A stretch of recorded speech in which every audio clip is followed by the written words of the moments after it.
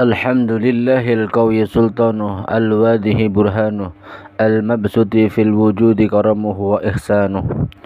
Allahumma salli ala sayyidina Muhammadin wa ala ali sayyidina Muhammadin salatan tuwasi'u biha alaina al-arzaq wa tuhassinu biha alaina al-akhlaq waftah min khairi kulla muhlak wa ala alihi wa sahbihi ajma'in. أما بعد فقد قال الله تعالى في كتابه الكريم وهو أصدق القائلين وقال أيضا إن الله وملائكته يصلون على النبي يا أيها الذين آمنوا صلوا عليه وسلموا تسليما. Alhamdulillah, berkat rahmat dan pertolongan Allah Subhanahu wa taala, pada malam hari ini kita bisa berkumpul di majelisnya Rasulullah, duduk untuk mendengarkan satu nasihat yang mudah-mudahan nasihat ini bisa menyebabkan menjadi sebab Allah ridho kepada kita sekalian. Amin amin ya rabbal alamin. Mendengar pertanyaan dari jamaah kemarin tentang rumah tangga yang dialami olehnya, ada sebagian jamaah yang bertanya, Ustadz, saya ingin curhat satu masalah rumah tangga, padahal masalah nafkah lahir batin, keuangan, semuanya sudah berusaha untuk dicukupi. Namun kenapa begitu banyak masalah yang datang tiba-tiba, masalah yang datang tanpa kita ketahui, sehingga rumah tangga tersebut menjadi kurang nyaman katanya. Hadirin ma'asyiral muslimin rahimatkumullah.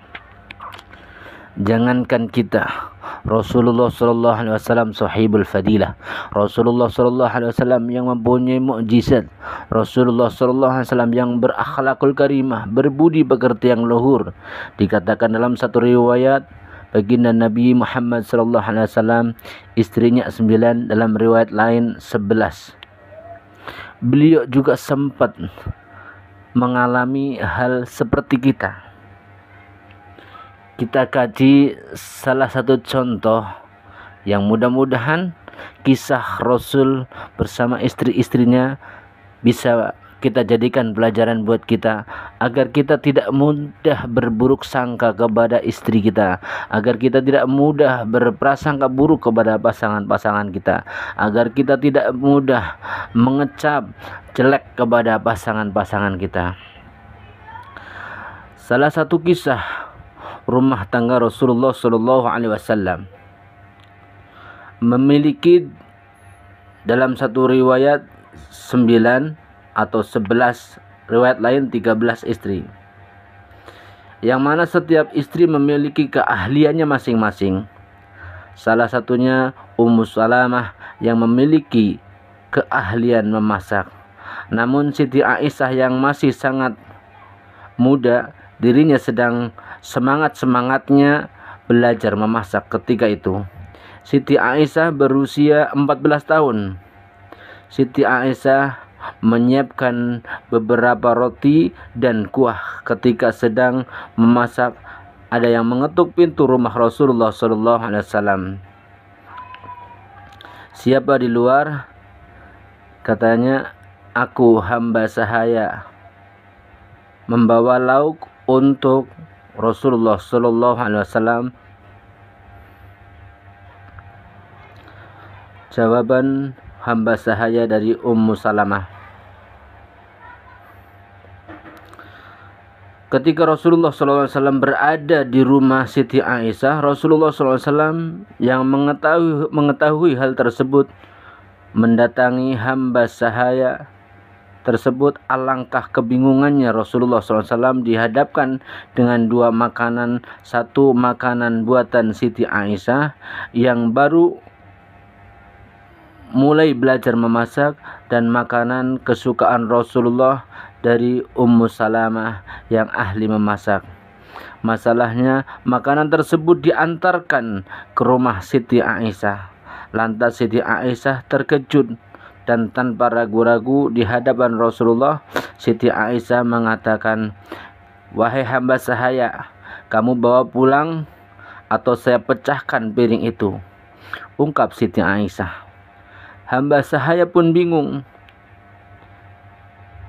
Hamba sahaya Ummu Salamah tersebut pun kebingungan jika mangkok tersebut ia bawa pulang, dirinya akan dimarahin oleh Ummu Salamah.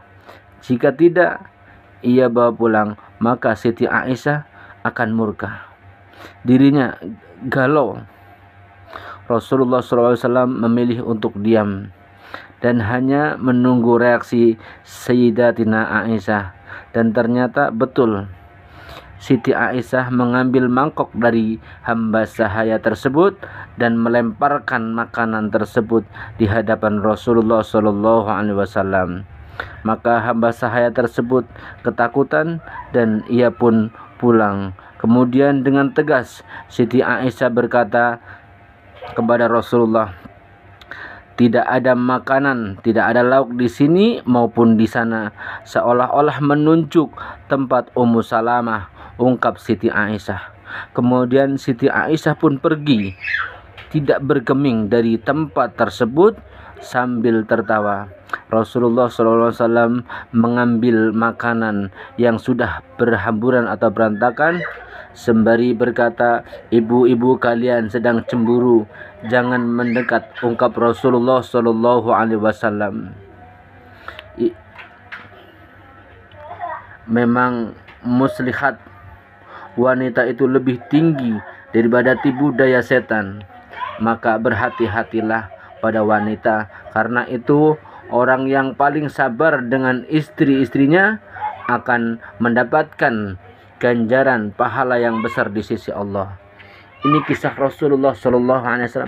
Rasulullah pun mengalami hal yang mungkin sama dengan kita, sempat dibikin bingung oleh istri-istrinya. Ini mudah-mudahan kisah ini menjadi sebab kita paham dengan adanya rumah tangga kita, dan mudah-mudahan rumah tangga kita dimudahkan urusannya, dikabul semua hajatnya, soleh-soleha anak-anaknya, dan mudah-mudahan istrinya pun solehah, mudah-mudahan menjadi rumah